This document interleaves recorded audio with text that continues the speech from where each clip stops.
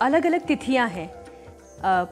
पहला स्नान जो है वो पौष पूर्णिमा का स्नान है, फिर जो सबसे बड़ा स्नान है वो मकर संक्रांति का, और उससे बड़ा स्नान जो है वो मौनी अमावस्या का स्नान है।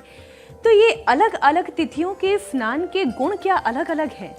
ऐसा है कि ये जो पुण्य तिथियां हैं, स्नान तो हम रोज ही करते हैं, परंतु पुण्य तिथियों में स्नान करने से पुण्य की वृद्धि हो जाती है। जिस प्रकार कथा तो हम अपने घर में भी सुन लेते हैं, पूजा तो हम अपने घर में भी कर लेते हैं, तो फिर हमें तीर्थों में जाने की आवश्यकता क्यों है? फिर हमें मंदिर में जाने की आवश्यकता क्यों है? देश काल परिस्थिति, इनका प्रभाव हमारे जीवन में पड़ता है। जिस प्रकार वायु सब जगह है, परंतु आपको यदि हवा लेनी होगी तो आपको पंखे के नीचे ही बैठना होगा।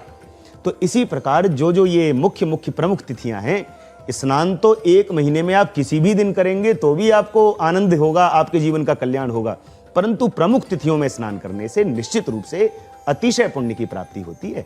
तो इसीलिए मुख्य तिथियों को निर्धारित करके अतिशय पुण्य की बात कही गई, निश्चित रूप से मिलता है। ये मौनी अमावस्या, मैं इस पे समझना चाह रही हूँ, मौनी क्यों कहते हैं? मौनी कहना मतलब मौन हो जाना, चुप हो जाना, मौनी अमावस्या क्यों? देखो, ये मौन भी एक व्रत है। भगवान ने जो हमारी वाणी बनाई है, संस्कृत में एक रूप है वाक वाचौ वाचः। वाणी हमारी एक इंद्रिय है, इसीलिए वाणी को बड़ा तोल करके बोलना चाहिए।